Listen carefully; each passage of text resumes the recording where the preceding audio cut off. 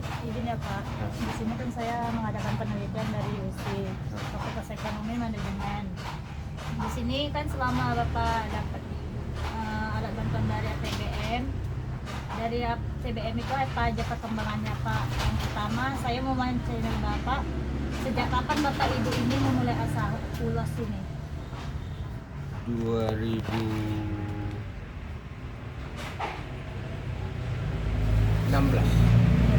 ya Pak. 16 ya. Bagaimana strategi Bapak dalam memasarkan ulos ini, usaha ulos ini? Strategi sekarang apa dulu ya? Sama gitu Pak. Kalau Yang dulu sekarang dengan sih, sekarang. Apa? kalau sekarang berapa yang saya buat pasti diambil. Kalau dulu baru-baru buka, ya setengah mati lah. Berdarah-darah. Untuk memasarkannya ya Pak ya. Ha-ha. Jadi saya tadinya pas baru-baru buka ini banyak yang ditolak, jadi sempat termodal banyak lah. Jadi saya pikir-pikir apalah yang bisa mengikat para pembeli ini biar dibeli apa ini. Jadi item yang ditenun itu yang dimodifikasi. Jadi saya berusaha membuat yang unik yang orang lain tidak buat. Jadi itulah daya ikat kalau di sini namanya toke, tempat kita membeli melempar kan. Itulah daya ikatnya saya buat untuk toke-toke di sini. Iya. Sambil ini diminum. Iya Pak. Silakan. Nah, Yang ketiga Pak, bagaimana upaya Bapak Ibu dalam menghadapi banyaknya pesaing? Kadang kan ada lain pesaing tenun ulos lain. banyak center petenun ulus yang terdaftar di Dinas Koperasi dan UMKM, seingat saya sekitar 4.000 yang terdaftar. Yang terdaftar ya Pak. Tapi bergulir hari makin lama makin banyak yang mungkin yang tutup atau udah gimana atau pindah haluan. Tapi setengah saya masih sekitar 4.000-an lah.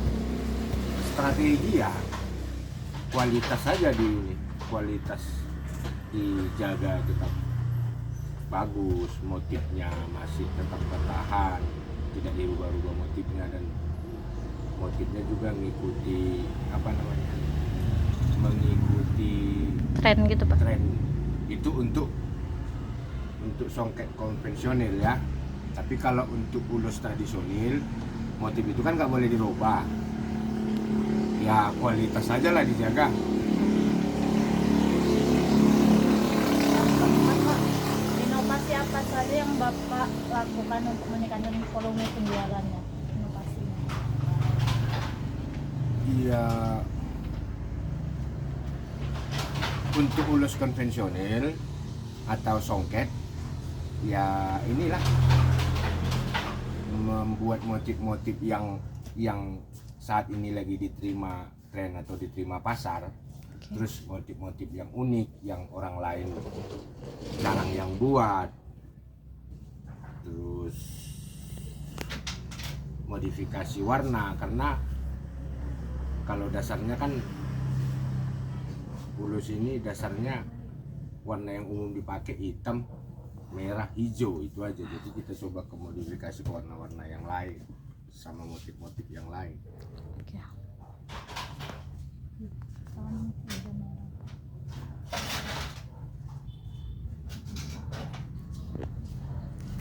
Yang kelima Pak, bagaimana pemasaran yang Bapak lakukan dalam meningkatkan volume penjualan itu supaya volume penjualan itu berkembang ketika memasarkannya? Kalau kami nggak ngecer, kami saat ini bahasa di sininya tender. Jadi pengepul atau toke datang, dia jalin kerjasama, berapapun yang kita produksi dia ambil, asal kita tidak jual sama pengepul yang lain. Gitu. Lanjut ya.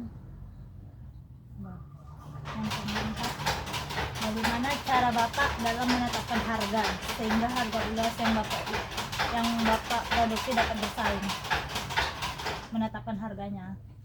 ya jangan terlalu banyak ngambil untung lah, artinya kita kan untung sedikit dan bisa bertahan tapi volume banyak gitu. Jadi kita sekarang mengejar kuantitas tanpa mengesampingkan kualitas.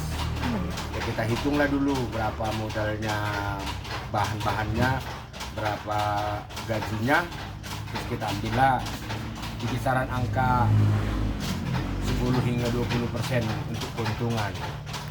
Untuk ulus tradisional harus kayak gitu.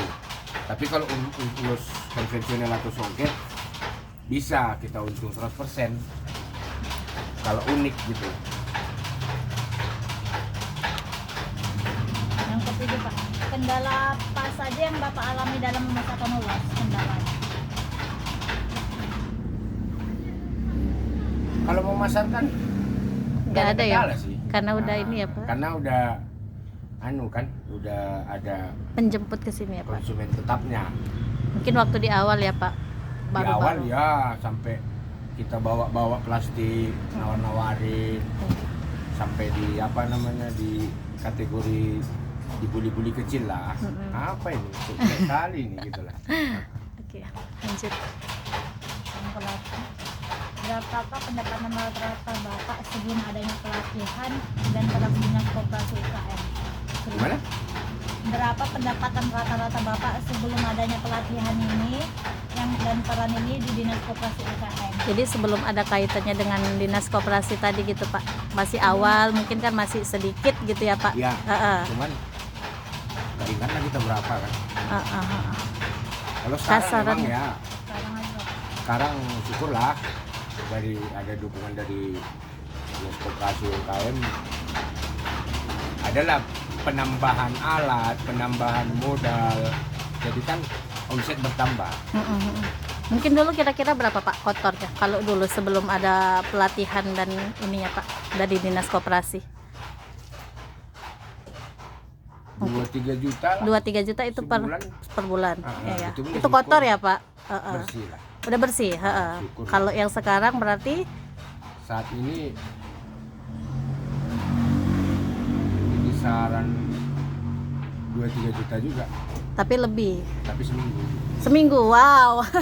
Berarti Saat hampir 4 itulah. kali lipat ya, Pak. Sekarang. 2-3 juta seminggu Iya. lah. Perbandingannya 1:4. Lanjut.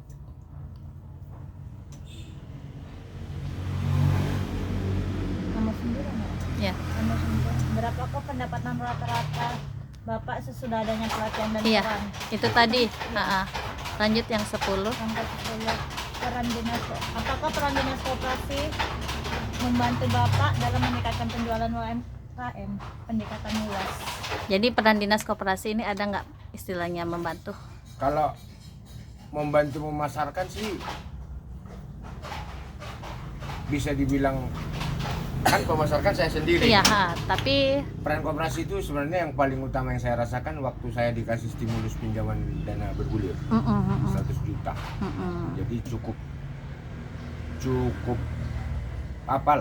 bisa bernapas lah dalam usaha kan 100 juta kan. iya Jadi benar. dengan modal 100 juta itu udah bisa naik ke angka itu, Iya. walaupun dalam perjalanan Proses ya, Pak. naik turun kan.